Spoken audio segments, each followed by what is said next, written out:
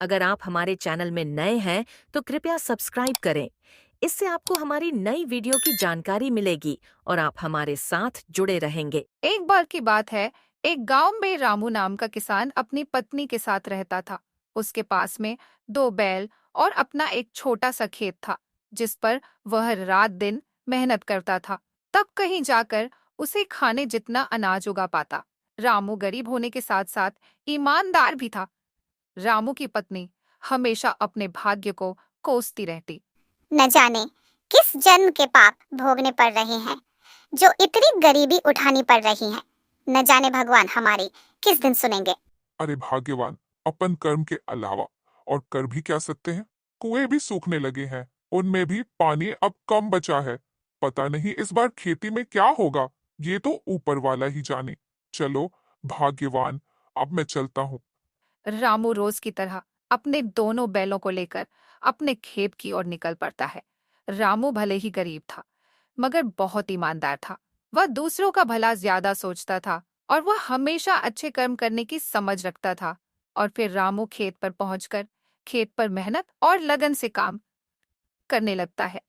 फिर थोड़ी देर बाद, अरे इतनी धूप में काम करने के बाद अब मुझे भूख लग रही है, और अब तो मेरे ये दोनों बैल भी थक गए हैं।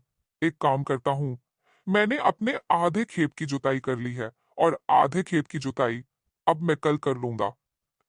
मेरे बेचारे बैल भी थक गए हैं। चलो चलो, अब अपन घर चलते हैं। रामू खुद से ज्यादा अपने बैलों का ख्याल रखता था। वह अपने बैलों से ज्यादा काम नहीं करवाता और रामू अपने घर पहुंच जाता। अरे भाग्यवान भाग्यवान भाग्यवान, आज धूप में काम करते करते मुझे बहुत तेज भूख लग रही है। जाओ जाओ, तुम घर में जो कुछ भी है वह फटाफट से लेकर आओ। जब तक मैं अपने दोनों बैलों को चारा डालकर आता हूँ, तब तुम खाना परसो। इतने ही बीच में उन्हें एक आवाज सुनाई देती है। यह किसकी आवाज है?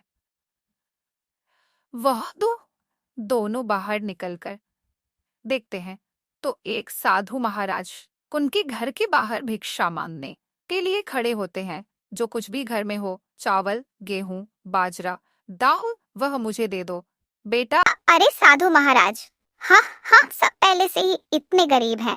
हाँ, जैसे तैसे करके अपना जीवन गुजार रहे हैं। ऐसे में हम तुम्हें कहाँ से दान दें। गरीब किसान की स्थिति देखकर बाबा जी समझ चुके थे और वो बोले, कोई बात नहीं बेटा, कोई बात नहीं। ठीक है बेटा, अब मैं चलता हूँ। मैं किसी और घर से भिक्षा मांगकर खा लूंगा। आए भाग्यवान, अपने घर में बाबा को देने लायक कुछ भोजन है क्या? अपने घर में कहाँ से आएगा।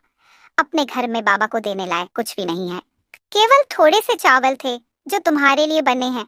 अगर वो बाबा को दे देंगे, तुम्हें भूखा रहना पड़ेगा।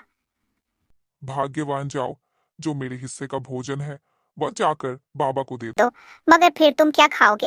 अगर बाबा को तुम भोजन दे दोगे, फिर घर में एक अन्न दाना तक नहीं है। तुम्हें भूखा रहना होगा। उसकी चिंता भाग्यवान तुम मत करो, मैं तो भूखा रह लूंगा।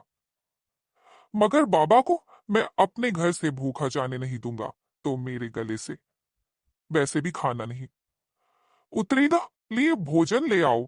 रामू की पत्नी रामू की बात के अनुसार रामू के हिस्से का खाना बाबा को दे देती है। धन्यवाद बेटा, धन्यवाद। भले ही तेरे अभी बुरे दिन चल रहे हैं, मगर ऊपर वाला सब देख रहा है। वो तेरी एक दिन अवश्य सुनेगा। बेटा धीरज रख। और अगले दिन रामू अपने खेत की जुताई कर ही रहा था। फिर इतने में एक अमीर व्यक्ति रामू के खेत के किनारे से गुजर रहा था और रामू के पास आकर कहता है, अरे भाई, यहाँ आसपास कहीं पानी है क्या? भाई साहब, यहाँ से कुछ ही दूर पर एक हैंडपंप है, जाकर आप वहां से पानी ले लो। जाकर आप वहां से पानी ले लो। अरे भाई, तुम बड़े मेहनती दिख रहे हो, तुम इतनी मेहनत क्यों करते हो? मैं अपने और अपनी पत्नी के लिए भोजन और कपड़े कमाने के लिए इतनी मेहनत करता हूँ। अरे तुम इतनी इतनी मेहनत करने के बावजूद अभी तक गरीब की गरीब हो। तुम तो अच्छे काम करते हो तो भी तुम गरीब हो। मुझे तो नहीं लगता है कि कर्मों का फल मिलता है। नहीं नहीं भाई साहब, मुझे पूरा विश्वास है। भगवान के घर पर देर है मगर अंधेर नहीं। जो अच्छे कर्म करेगा उसे अच्छे कर्म का फल अवश्य मिलेगा। देर से मिलेगा मगर मिलेगा जरूर। शायद मुझे अभी नहीं मिला, मगर एक दिन अवश्य मिले। रामू की बात सुनकर अमीर व्यक्ति हंसता। और वहां से चलता बना। रामू ने अपनी मेहनत जारी रखी, मगर खेत को जोतते जोतते अचानक से रामू का पैर हल के नीचे आ जाता है, जिस कारण रामू का पैर कट जाता है। रामू दर्द के मारे झूम उठा। अरे भगवान, भगवान, मेरा पैर तो कट गया। अरे प्रभु, वह अमीर व्यक्ति सही बोल रहा था। क्या कि कर्मों का कोई फल नहीं होता। अगर मैं अच्छे कर्म कर रहा हूँ तो भी मेरा पैर कट गया। मैंने किसी का क्या बिगाड़ा है जो मेरे पैर में लगी। जैसे तैसे रामू अपने घर पहुंचा और अपनी पत्नी को जो उसके साथ हुआ वह सारी बातें रामू ने अपनी पत्नी को बताई। तुमने आज तक किसी को परेशान नहीं किया है, तुम्हें तुम्हारे अच्छे कर्मों का फल मिलेगा। रामू को अपनी पत्नी की बात सुनकर तसल्ली आई। फिर अगले दिन रामू जख्मी होने के बाद भी अपने दोनों बैलों को खेत की ओर ले जाता है। अरे अभी तक बारिश तो आई नहीं, अब फिर मैं अपने खेत की सिंचाई कैसे करूंगा। चलो एक काम करता हूँ, अपने खेत के कुएं में जाकर देखता हूँ। अपने खेत के कुएं में जाकर देखता हूँ उसमें कितना पानी है। अगर उसमें पानी हुआ तो अपने खेत की सिंचाई करूंगा। अपने खेत के कुएं के पास में जाता है, मगर कुएं में एक बूंद भी पानी नहीं था। कुआं पूरा सूखा पड़ा था। अरे मेरा खेत का कुआं तो पूरी तरह से सूख गया। अरे भगवान, ये कैसी परीक्षा ले रहे हो। घर में अन्न का एक दाना नहीं और अब तो मेरा कुआं भी सूख गया है। इस बार खेती में कैसे करूंगा भगवान। एक काम करता हूँ, मैं अपने कुएं के अंदर जाकर खुदाई करता हूँ। अगर पानी निकल जाए, भगवान कृपा करना। इतना कहकर रामू कुएं के अंदर उतरकर खुदाई शुरू करता है।